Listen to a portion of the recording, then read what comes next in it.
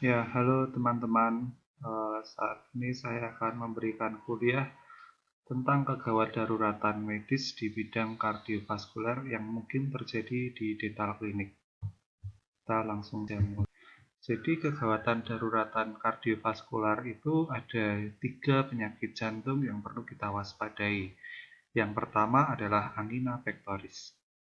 Angina pectoris sendiri bisa kita kenali dengan melihat tanda dan gejalanya.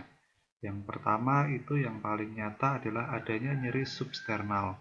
Sternum itu kan di sebelah sini, kemudian kalau substernal pain berarti itu ada di bawah dari sternumnya. Dan nyeri itu bisa menyebar sampai ke lengan, sampai ke leher, sampai ke rahang bawah, sampai ke bahu, dan juga sampai ke abdomen.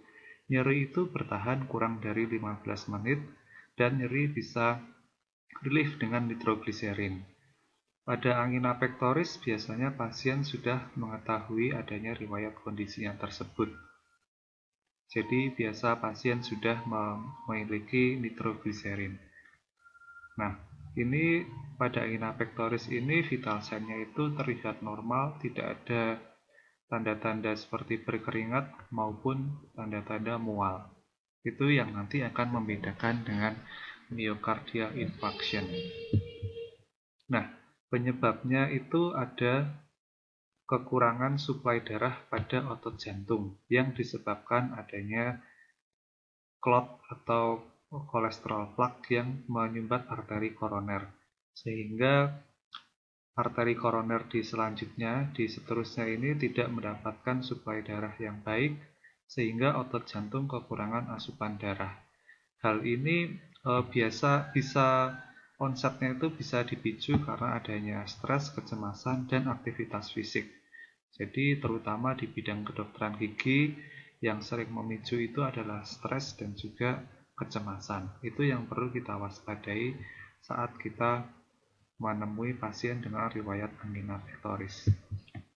Nah, apabila terjadi serangan angina pectoris pada saat kita perawatan di dental klinik, yang pertama dilakukan adalah positioning, yaitu pasien diposisikan semi duduk atau duduk tegak itu senyaman pasien. Ini kenapa? Karena biasa pasien dengan serangan jantung atau dengan gangguan pernafasan, dia akan mengalami kesulitan bernafas apabila pada posisi tidur. Jadi sebaiknya diposisikan semi duduk atau duduk tegak. Dan seperti tindakan pada kegawat daruratan harus selalu kita ingat ABC, yaitu pastikan RW-nya itu terbuka, pastikan breathing-nya itu aman, pasien bisa bernafas dengan baik, dan yang ketiga adalah sirkulasi dan juga komunikasi ada tambahannya. Sirkulasi bisa kita lakukan dengan mengecek nadi dan juga tekanan darah, dan komunikasikan pasien untuk mengkonsumsi nitrogliserin. Nah, setelah ABC itu aman, lakukan lanjut ke D, yaitu drugs, yaitu kita bisa berikan nitrogliserin 0,4 mg tablet secara sublingual. Sublingual itu diletakkan di bawah lidah. Nah, kenapa di bawah lidah? Karena di bawah lidah itu ada vena sublingual yang itu langsung menyambung ke vena jugular interna yang itu langsung ke jantung, sehingga pemberian tablet sublingual ini bisa onsetnya lebih cepat. Nah, kalau kita menggunakan nitrogliserin yang spray, kita gunakan 0,3 sampai 0,6. Itu juga secara sublingual. Nah, nitrogliserin ini bisa kita ulangi setiap 5 menit sampai 3 kali. Kalau menggunakan spray, kita lakukan 15 menit. Gitu. Biasa pasien dengan angina pectoris ini sudah terdeteksi dan sudah memiliki nitrogliserin. Nah, kemudian setelah itu kita berikan oksigenasi dengan dosis yang lebih dari dosis maintenance. Kalau dosis maintenance itu adalah 4 liter per menit, pada pasien-pasien yang dengan kondisi kebutuhan oksigen lebih, kita berikan lebih, yaitu sampai 6 liter per menit. Nah, apabila dengan pemberian nitrogliserin itu 3 kali nitrogliserin itu masih ada nyeri dada, maka berikan aspirin 325 mg dan panggil 911 atau 119 jika di Indonesia. Nah, yang perlu diingat adalah D atau drugs ini hanya boleh kalian lakukan apabila ABC sudah aman. Apabila ABC belum aman, kalian belum bisa lanjut ke tahap D. Kalian harus mengamankan ABC-nya dulu. Nah, yang perlu kita ketahui apabila pasien datang dengan keluhan riwayat angina pectoris, maka harus kita tanyakan terlebih dahulu nitrogliserinnya itu sudah dibuka berapa lama. Apabila sudah lebih dari 30 hari, maka pasien diminta untuk mempersiapkan dulu nitrogliserinnya baru kita lakukan tindakan. Kemudian setelah nyeri dada itu relief, maka kita cek ulang, kita pastikan vital sign-nya itu sudah normal semua, respirasi, tekanan darah, suhu itu sudah dalam batas normal. Kemudian obat-obat yang kita berikan sudah cukup, kemudian pasien sudah respon baik, kemudian kita monitor dan kita catat. Gitu. Kemudian apabila diperlukan, pasien bisa dirujuk ke rumah sakit, ke IGD bila diperlukan. Apabila sudah aman, maka bisa kita pulangkan. Nah, selanjutnya adalah setelah angina pectoris ini ada myocardial infarction, yaitu penyakit jantung yang lebih lanjut dari angina pectoris. Nah, nyeri gejalanya mirip dengan angina pectoris tetapi lebih parah.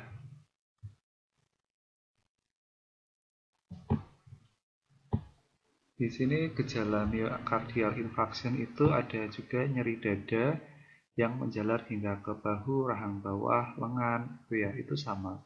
Yang membedakan di sini ada gejala mual, pasien mual. Dan yang menjadi kata kunci adalah setelah kita berikan nitrogliserin itu tablet selama 3 kali, itu tidak relief, maka itu menandakan bahwa itu adalah myocardial infarction, bukan angina pectoris. Nah, kemudian ada lelah dan juga ada pasien itu nafasnya pendek, nafasnya cepat, itu bisa terjadi peningkatan respirasi. Kemudian ada pusing dan juga pasien itu merasa akan meninggal pada saat itu juga. Nah, jadi mungkin untuk memudahkan membedakan, kalau angina pectoris itu ibaratnya adalah pulpitis reversible, tapi kalau myocardial infarction itu adalah pulpitis irreversible. Jadi kalau myocardial infarction itu ada nyeri yang spontan, kalau yang angina pectoris itu biasanya disebabkan karena suatu sebab.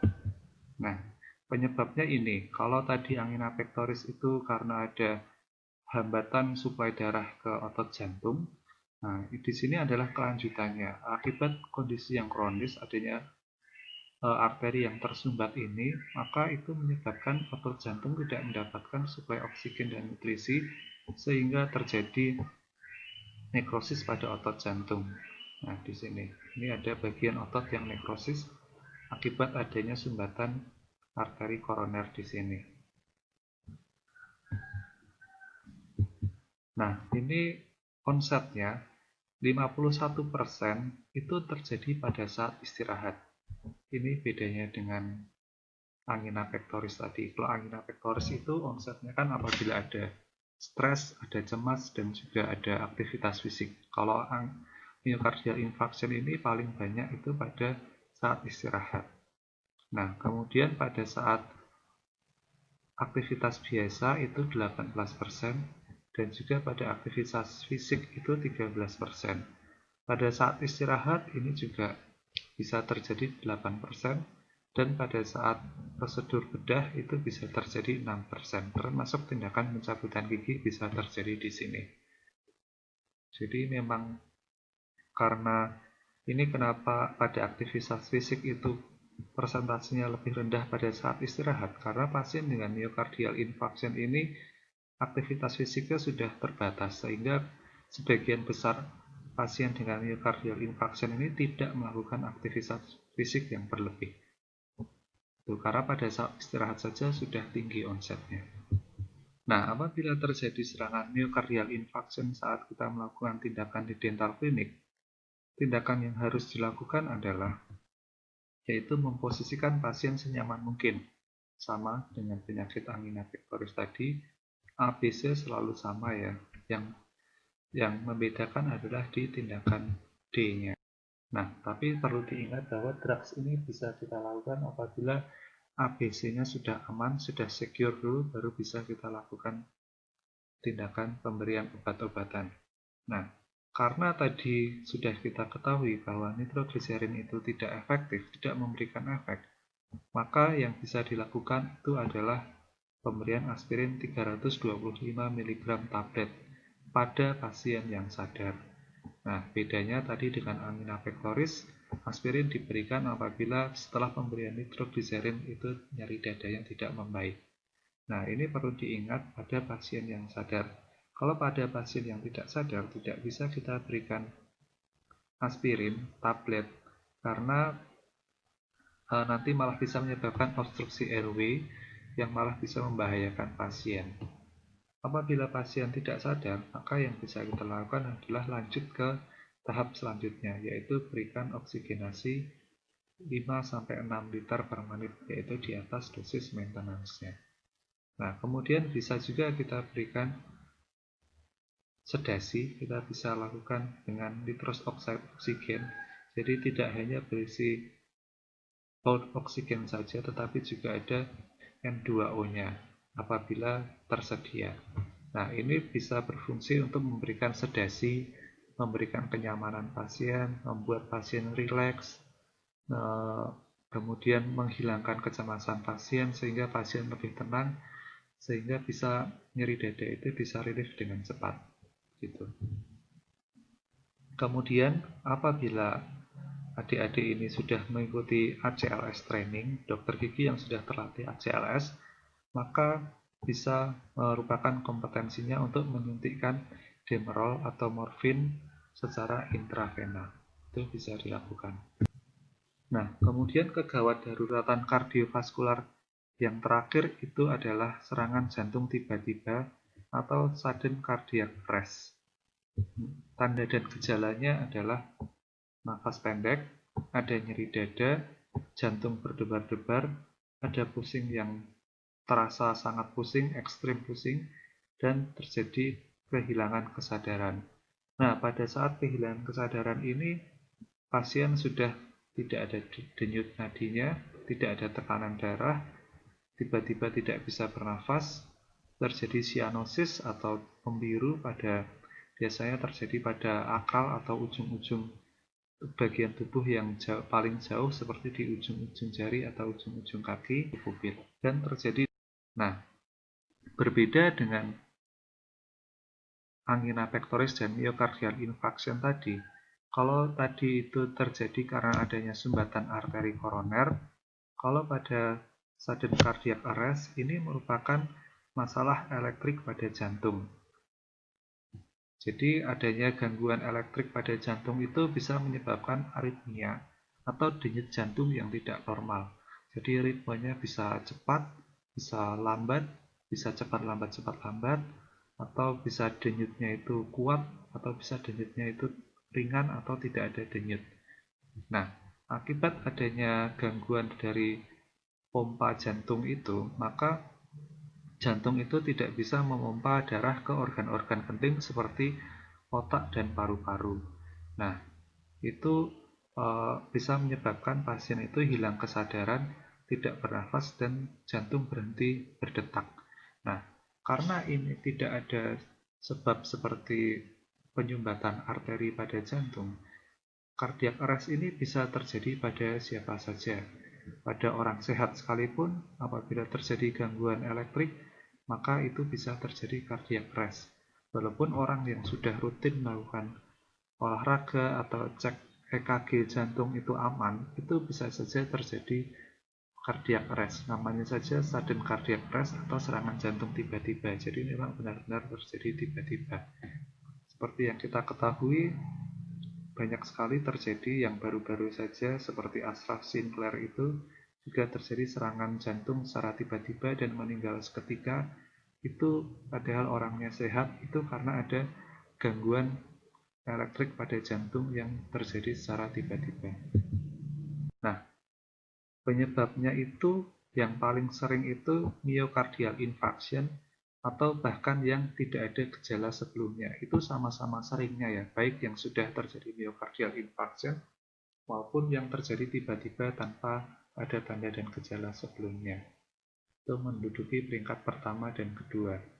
Kemudian penyebab yang sering selanjutnya adalah obstruksi airway, overdosis obat, dan adanya reaksi alergi. Jadi memang kalau ada kondisi-kondisi yang membuat stres pada organ-organ tubuh itu bisa memicu serangan jantung. Nah, ini adik-adik semua sudah mendapat bekal di semester 7 ini, yaitu kalian sudah mendapat bekal basic life saving, sehingga kalian sudah kompeten untuk melakukan resusitasi jantung dan paru-paru. Nah, ini jadi yang pertama dilakukan, ingat call for help dulu, karena CPR itu hampir tidak mungkin dilakukan sendiri. Kalau dilakukan sendiri, mungkin adik-adik bisa, tetapi itu tidak akan memberikan efek yang maksimal pada pasien. Nah, ini kalau sudah terjadi cardiac arrest, itu pasien sudah tidak sadar, jadi urutannya sudah bukan ABC lagi, tetapi CAB, yaitu langsung tidak usah cek airway, breathing, tapi langsung cek ke arterinya. Apabila arteri itu dicek selama 10 detik itu tidak ada denyut, maka langsung lakukan resusitasi. Tapi jangan sekitar mungkin adik-adik baru cek 7 detik tidak ada denyut, siapa tahu denyutnya itu baru ada di detik ke-10. Sehingga dicek sampai 10 detik, tapi tidak boleh lebih dari 10 detik. Karena untuk melakukan resusitasi jantung itu waktu sangat krusial. Caranya, raba di sulcus di antara trakea dan otot SCM. Ini otot SCM, ini trakea, ada sulcus di sini dan diraba di sini. Paling mudah adik-adik raba di bagian jantung, kemudian geser ke lateral. Itu akan meraba arteri karotid eksterna. Ingat, bukan arteri karotis interna. Nah, apabila adik-adik itu tidak yakin ada denyut nadi atau tidak ada, maka lakukan saja kompresi jantung segera.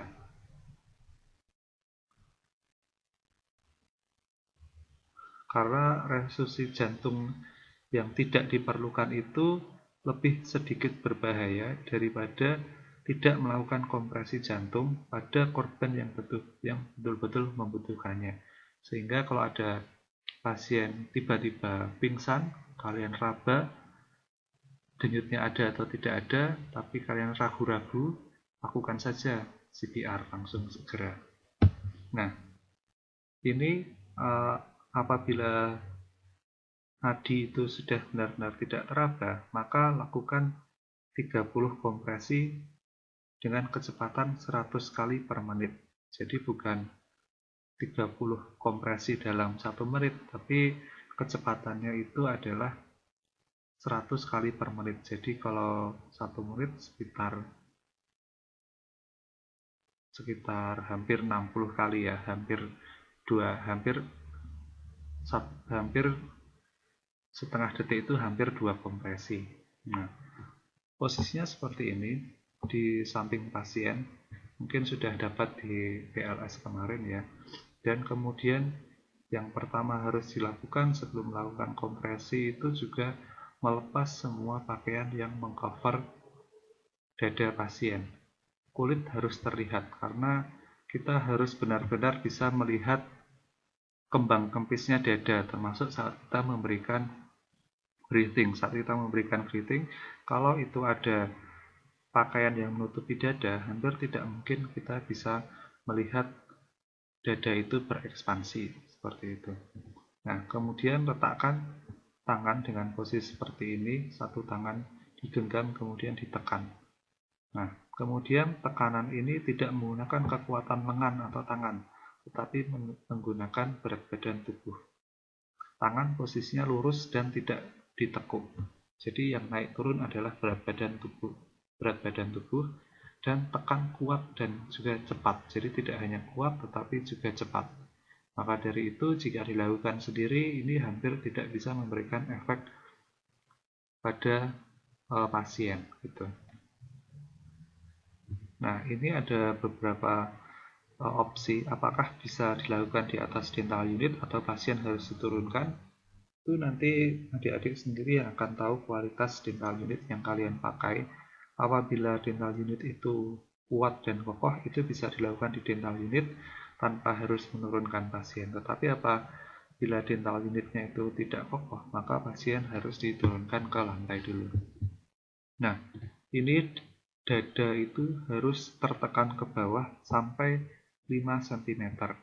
Jika tidak sampai 5 cm, maka itu tidak memberikan efek yang efektif.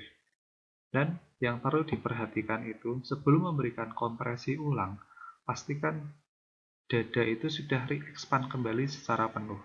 Karena apabila belum expand kembali secara penuh, sudah kalian tekan lagi, maka darah itu tidak bisa mengisi jantung secara penuh, sehingga mungkin hanya terisi setengahnya, kemudian langsung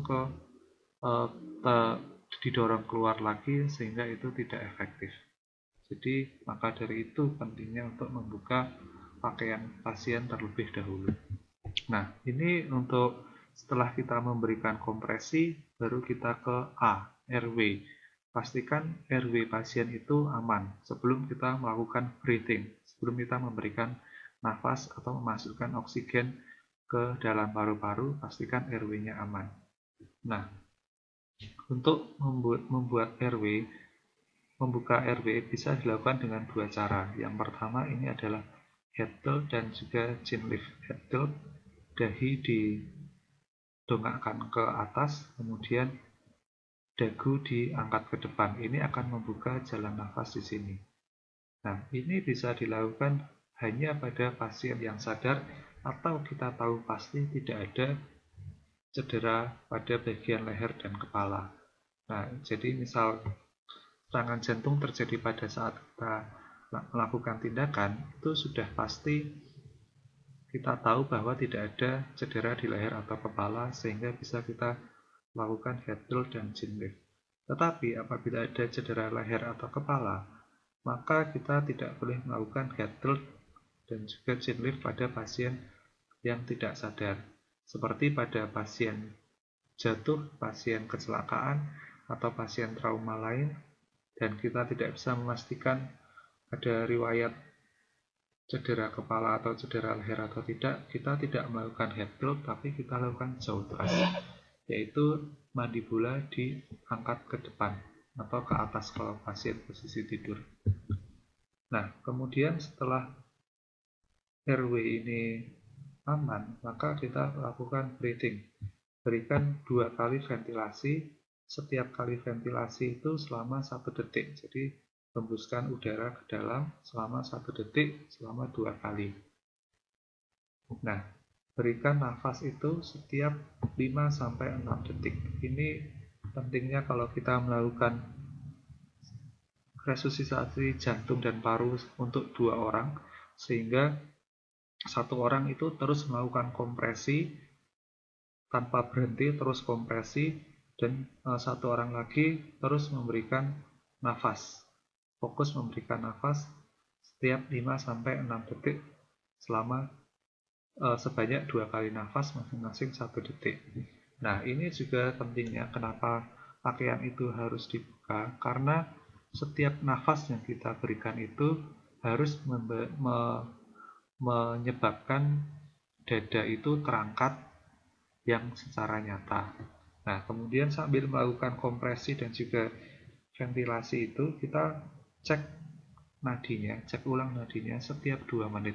Kalau 2 menit belum ada, kita terus lanjutkan resusitasi jantung dan paru. Setelah 2 menit, cek ulang gitu. Nah, ini cara memegang full face mask. Ini caranya adalah dengan seperti ini.